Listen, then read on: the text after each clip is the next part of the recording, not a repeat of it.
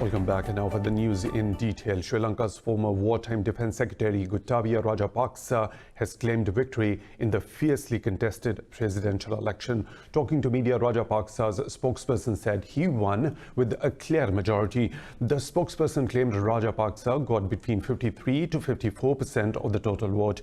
Earlier, the Election Commission said with over 500,000 votes counted, Rajapaksa was leading with almost 53% of the vote. Sajith Premadasa has accepted defeat and stepped down from the ruling United National Party deputy leader position. He congratulated his rival Rajapaksa. Election Commission Chairman Mahinda Deshpriya said that voters' turnout was nearly 80%.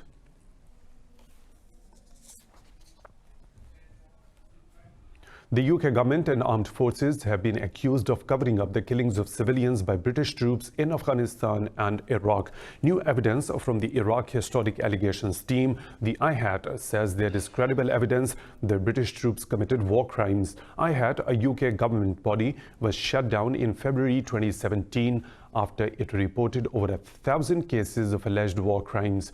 In a fresh set of revelations, IHAT detectives said the soldiers should have been prosecuted for the killings. The British Defence Ministry says it rejects the unsubstantiated allegation of a pattern of cover-ups. Operation North Moor was set up by the government in 2014 and looked into 52 alleged illegal killings.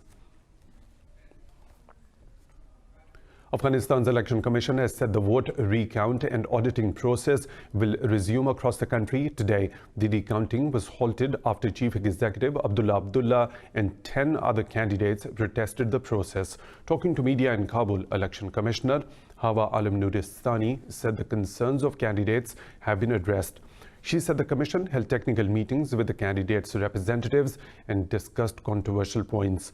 Accepting the demands of candidates, Nuristani said only biometric votes will be considered valid. The candidates had earlier said 300,000 tallied votes were not biometrically approved and must not be included in the recount.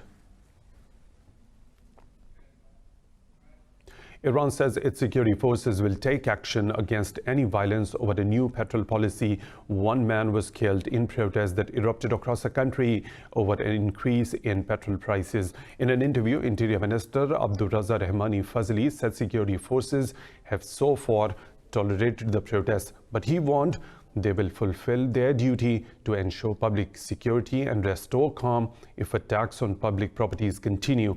The demonstrations took place in more than a dozen cities in the hours following the government's decision to cut petrol subsidies.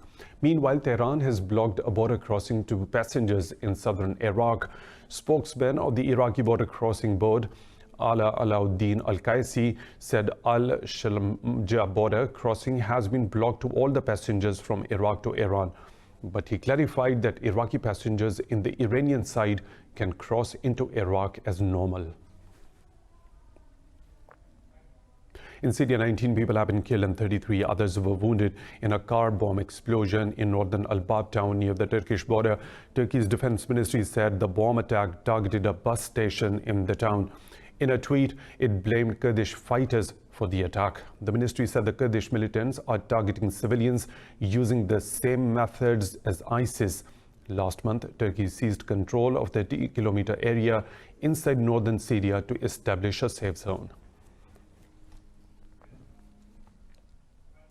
In Hong Kong, clashes have resumed after protesters threw bricks at people trying to clean up the debris-strewn roadway. All schools in Hong Kong will still remain shut on Monday out of safety concerns. The Education Bureau made the announcement as protesters and police clashed outside Polytechnic University. Police fired tear gas at protesters, throwing gasoline bombs, stones, arrows and javelins. The face-off came hours after intense overnight clashes left fires blazing in the street. The latest confrontation in Hong Kong follows a week of traffic chaos caused by protesters, which brought parts of the city to a standstill. The US and South Korea have postponed military drills scheduled for later this month in an effort to bolster a stalled peace push with North Korea. Speaking in Bangkok, Pentagon Chief Mark Esper said the step is not a concession, but an effort in good faith to enable peace.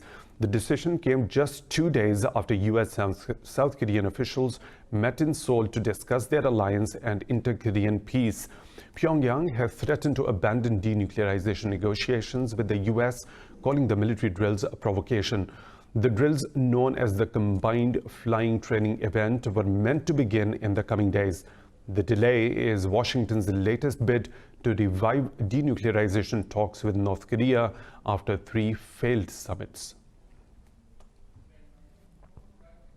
In the US, 5 members of a family, including 3 children, have been killed in a mass shooting in Southern California. Police said the shooter committed suicide after going on a killing spree in the neighborhood in San Diego City.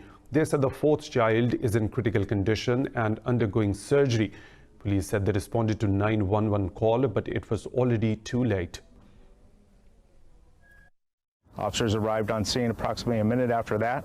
They got no response at the door. They went around to the back of the house where they look in a window and they could see a child down covered in blood. They broke out a front window and forced entry into the residence. Once inside, they found several people down, suffering from apparent gunshots. Investigators say they believe the father shot his family before turning the gun on himself. Now moving on, a political storm is underway in Washington as Democrat and Republican lawmakers present conflicting narratives in President Donald Trump's impeachment hearings. But what do common Americans think about the political situation in their country? Let's go to New York City to find out. Donald Trump has been a divisive figure in the US since he first announced he would be running for president. His critics call him a habitual liar who has become a national embarrassment. This is besides accusations of racism and sexism. You know, for all the choices he's making, trying to build a wall, you know, thinking like these immigrants is hurting the community and the country, and it's really not. They're coming out here and they're working really hard and they got big families and they shouldn't be separated. Others say they have had enough of the political circus in Washington. Just over the politics, to be completely honest with you, just burned out by it. You know, each side has its comments, and I kind of try to stay in the middle, and you know, somewhere in there some truth, but at the end of the day, just over it. But President Trump still has his supporters. In fact, his approval ratings continue to hover around 50%, showing he remains as divisive a figure as ever. I think that's with a lot of presidents. We saw it with Obama as well. But I don't think that Trump has been given a fair shot to be a president, and I think he's done really well. Last week's hearings, Americans directly heard from the people involved in the events that led to the ongoing congressional inquiry for the first time. More public hearings are scheduled this week, and tens of millions may tune in to watch. But President Trump says he is too busy to watch the proceedings and has termed them a witch hunt. The U.S. has imposed new sanctions on Cuba's Interior Minister Julio Cesar Bermejo as part of its ongoing economic blockade against the country. U.S. Secretary of State Mike Pompeo accused Bermejo of human rights violations in Venezuela. Pompeo said Bermejo was responsible for arbitrarily arresting thousands of Cuban citizens and unlawfully incarcerating political prisoners. The U.S. Secretary of State called on other countries to join Washington by holding Cuba accountable. Earlier on Friday, the U.S. also expanded sanctions to 5 hotels owned by the Cuban military. Washington does not accept Havana's support for President Nicolas Maduro's regime in Venezuela.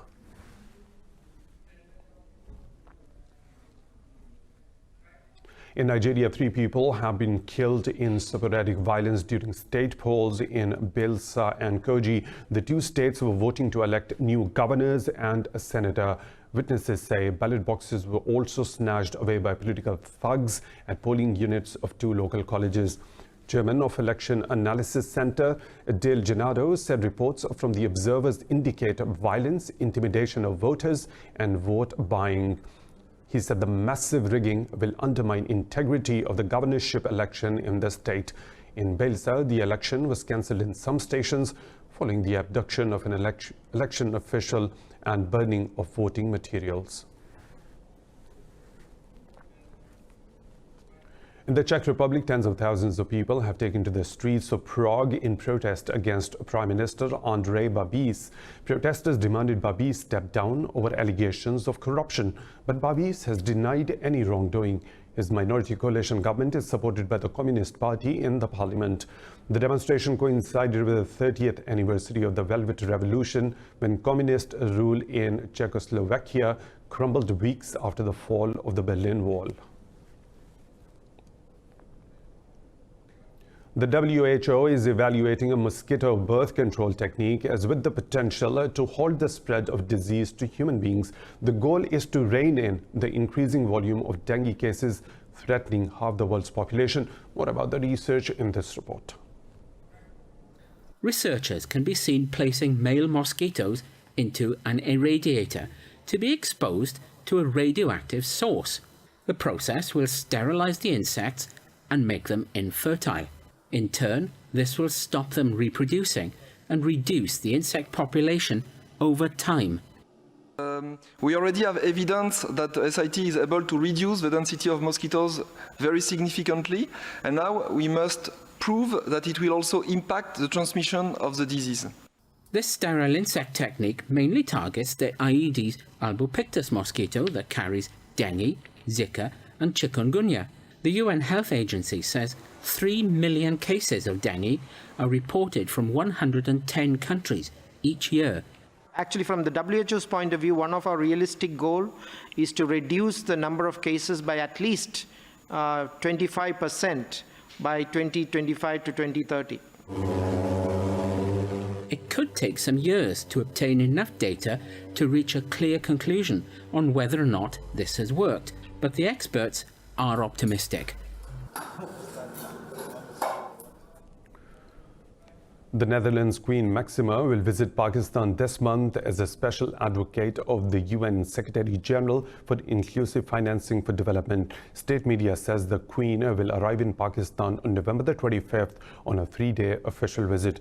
During her visit, Queen Maxima will discuss possible initiatives to improve Pakistan's economy. Her tour is a follow-up to her visit in February 2016 on the invitation of Pakistani government. The royal dignitary is also expected to call on Pakistan's President Dr. Arif Alvi and Prime Minister Imran Khan. In Paris, the botanical garden Jardin des Plantes has organized a light show featuring giant lanterns shaped like sea animal. Through the light display, organizers aim to raise awareness of issues affecting the ocean, such as plastic waste and overfishing. What about the show in this report? The great white shark, crab and pelican lit up the night in a colourful light show at Paris's Jardin des Plantes. Festive lanterns of almost 10-metre-high animals range from tropical fish to creatures of the deep. Visitors braved the rain and cold to see the illuminations. Very colorful. The ocean theme really makes you dream. So with the displays, it really makes you feel like you're dreaming. The light display celebrates ocean wildlife, raising awareness of the threat climate change poses to the oceans. An intergovernmental organization estimates that 1 million out of the world's 8 million flora and fauna species is at risk of extinction. They blame industrial farming and overfishing as its major drivers.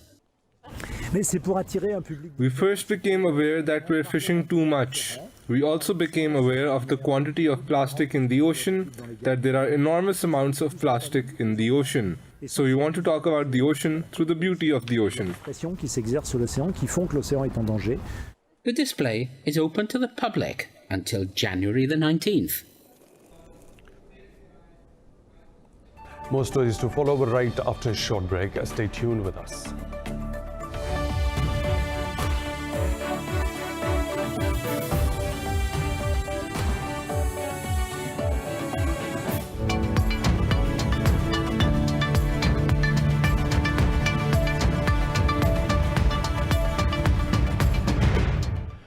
The ongoing telephonic trade talks between the US and China are progressing constructively. China's state media said the two sides discussed each other's concerns and agreed to maintain communication.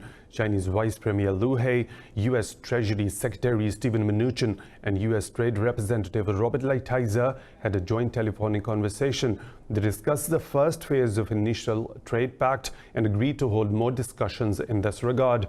Earlier, White House Economic Advisor Larry Kudlow said an agreement was close but did not provide any timeline.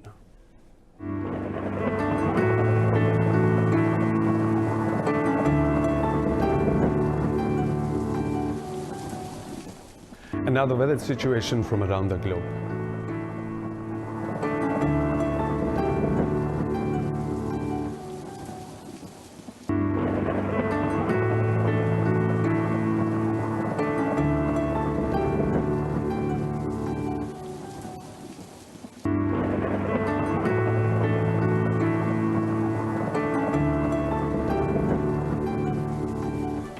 And that's all for now. For the latest updates, you can follow us on social media at Indus.News.